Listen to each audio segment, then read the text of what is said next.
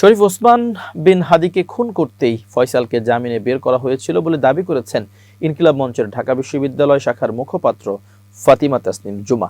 শনিবার সামাজিক যোগাযোগ মাধ্যম ফেসবুকে এক পোস্টে তিনি এ তথ্য জানিয়েছেন। ওই পোস্টে ফাতিমা তাসনিম জুমা লিখেছেন, এই খুনের জন্যই ফয়সালকে জামিনে বের করা হয়েছিল।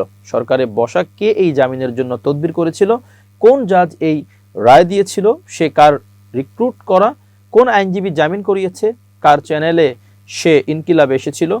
তিনি আরো লিখেছেন, কবির নামে যাকে গ্রেপ্তার করা হলো তিনি সেন্টারে যেদিন প্রথম অ্যাটেম্পট নেয় সেদিন ফয়সালের সঙ্গে ছিল। ফয়সাল ছাড়া তার কাছেও লিড থাকার হাই চান্স আছে। তবুও কেন মামলার অগ্রগতি নেই? নতুন কোনো তথ্য পাওয়া যাচ্ছে না বলা হচ্ছে।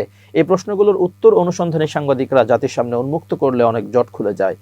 এর আগে ত্রয়োদশ জাতীয় সংসদ নির্বাচন ও গণভোটের তফসিল ঘোষণার পরদিন গত 12 ডিসেম্বর দুপুরে ঢাকার পুরানা পল্টনের বক্স কালভার্ট রোডে ওসমান হাদির মাথায় গুলি করে দুর্বৃত্তরা। প্রথমে তাকে ঢাকা মেডিকেল কলেজ হাসপাতালে ও পরে এভার কেয়ার হাসপাতালে চিকিৎসা দেওয়া হয়। অবস্থার অবনতি হলে উন্নত চিকিৎসার জন্য 15 ডিসেম্বর তাকে এয়ার অ্যাম্বুলেন্সে সিঙ্গাপুরে নেওয়া হয়েছিল। সিঙ্গাপুরে চিকিৎসাধীন অবস্থায় তিনি 18 ডিসেম্বর মারা যান। এরপর 19 ডিসেম্বর সন্ধ্যায় হাদির লাশ দেশে আনা হয়। 20 ডিসেম্বর দুপুর 2:30টায় জাতীয় সংসদ ভবনের দক্ষিণ প্লাজায় লাখো জনতার অংশগ্রহণে হাদির জানাজা অনুষ্ঠিত হয়। জানাজা শেষে জাতীয় কবি কাজী নজরুল ইসলামের সমাধি চত্বরে দাফন করা হয় হাদিকে।